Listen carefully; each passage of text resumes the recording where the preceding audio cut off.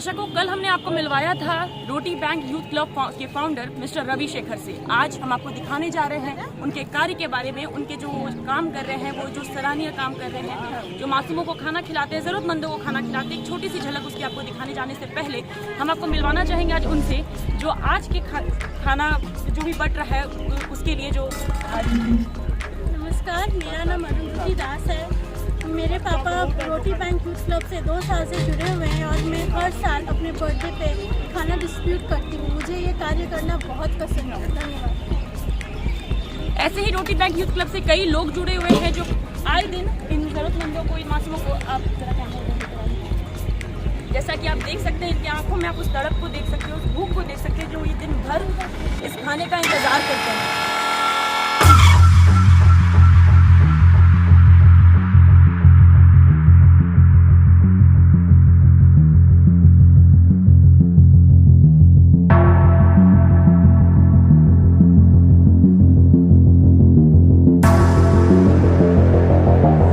नमस्कार, मैं शालू सिंह आप सभी का बहुत बहुत स्वागत करती हूँ समाधान इंडिया में और हमारे खास शो खास मुलाकात में। दर्शकों, एक बहुत ही गहरी बात कही है किसी ने कि मजदूरों को मजदूर समझिए, मजबूर नहीं। गरीबों को काम दीजिए, दान नहीं। और अगर दान देने के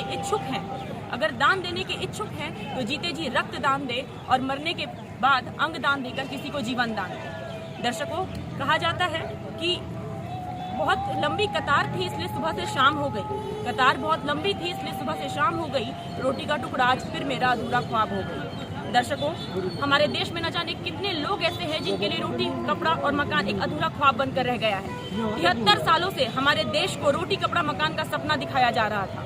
73 सालों से हमारे देश के गरीब जनता को रोटी, कपड़ा, मकान का सपना दिखाया जा रहा है। पर क्या ये सपना आज तक पूरा हो पाया है? इसकी एक झलक आपको आज हम दिखाना चाहेंगे। जो भी लोग आज यहाँ पे मौजूद हैं, रोटी, कपड़ा, मकान की तरफ से, रोटी बैंक यूथ क्लब की तरफ से आप देख सकते हैं जो भी लोग यहाँ पे जरूरतमंदों को खाना खिलाया जा रहा है। ऐसी संस्थाओं की हमारे देश को जरूरत क्यों पड़ी? आज हमारे देश में हम लोगों को मिलकर ऐसी संस्था की जरूरत है? नहीं, हम लोगों को, हमारे आसपास जो भी गरीब है, अगर हम उनकी मदद करें, हम हमारे आसपास जो भी जरूरतमंद है उनको खाना खिलाएं, उनके परेशानियों को दूर करने की कोशिश करें, तो ऐसी संस्थाओं की जरूरत ही नहीं पड़ेगी। आज हम आपको मिलवाना चाहेंगे रोटी बैंक यूथ क्लब के फाउंडर मिस्टर रवि शेखर से, जो रोटी बैंक क्लब की संस्था चला रहे हैं। आइए जानते हैं उनके बारे में कुछ, उनके जिंदगी की गहराइयों के बारे में। रवि शेखर, आज आपका फिर से एक बार स्वागत है हमारे समाधान इंडिया चैनल पर और हमारी खास मुलाकात पर।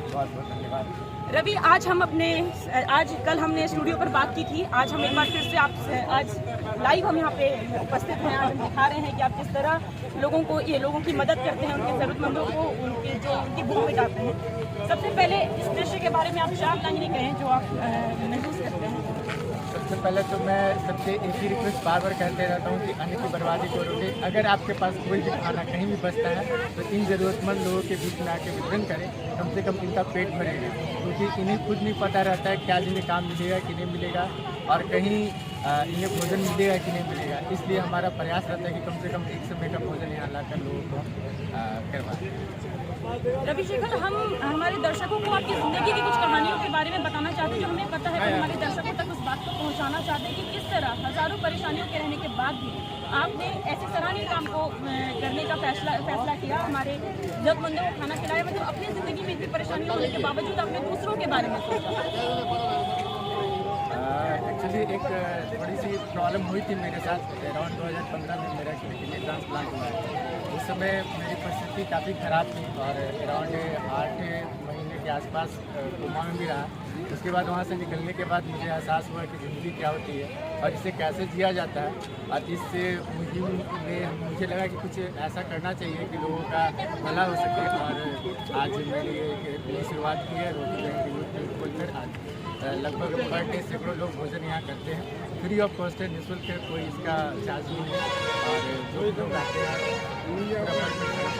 यहाँ कई लोग ऐसे मौजूद होंगे रवि जिनके मन में ये गलतफहमी होगी कि आपको कहीं से फंडिंग दिया जाता है इन सारी चीज़ों के लिए। इसका मैं एक गलतफहमी हमारे दर्शकों को दूर करना चाहूँगी। ये कोई भी गवर्नमेंट फंड से इसका कोई ताल्लुक नहीं है, कहीं से हम लोग को पैसा नहीं मिलता है। ये हम लोग जितने भी फ्रेंड सर्किल है, जितने लोग हैं, हमारे सदस्य लोग हैं, हम लोग छोटा छोटा अमाउंट कंट्रीब्यूट करके ये खाना पर डे बनाते हैं। सरकार से हम लोग को कोई फ़ायदा नहीं है और कहीं से कोई प्रॉफिट नहीं होता। दर्शकों, ये बहुत बड़ा उदाहरण है, ये जीता जागता उदाहरण है कि सरकार ही हर कार्य नहीं करेगी। देश को आगे ले जाने में हम युवाओं का बहुत बड़ा हाथ रहना चाहिए। इस देश की गरीबी को मिटाने में सिर्फ सरकार का फर्ज नहीं है, इस देश की गरीबी को मिटाना हमारा फर्ज है, इस देश को आगे ले जाना हमारा फर्ज है। रवि, हमारा जो अगला सवाल आपसे कि ये जो रोटी बैंक क्लब, जैसा कि मैंने कल भी आपसे पूछा था, आप दर्शकों से क्या चाहते हैं?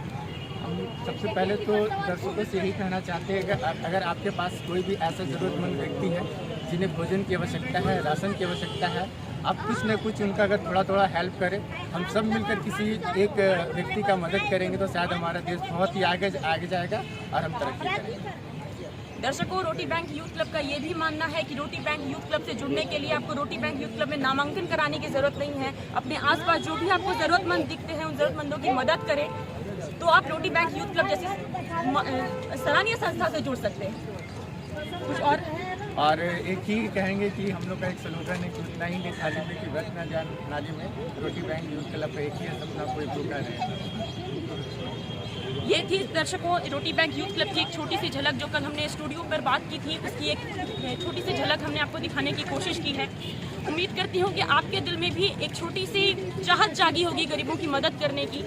ये जो भी आज यहाँ पे मौजूद थे, ये यूं ही नहीं आए हैं। आज अगर इन्हें किसी के सामने हाथ फैलाना पड़ा है तो ज़रूर इनकी कोई मजबूरी रही होगी। उस मजबूरी को समझने का प्रयास करें और उनकी मदद करने की जितना हो सके उतना कोशिश करें। दर्शकों, जैसा कि आज हमने बात किया रविशेखर से, हमने जाना उनकी ज़िंदगी के बारे में, उनकी ज़िंदगी के पहलुओं के बारे में। अपनी ज़िंदगी में इतनी परेशानियां होने के बावजूद वो दूसरों के बारे में सोचते हैं। हम और आप आम इंसान हैं, हमारी ज़िंदगी में शायद उनकी ज़िंदगी से कुछ कम परेशानियाँ हैं, हम लोगों के बारे में सोच सकते हैं, हम गरीबों की मदद कर सकते हैं।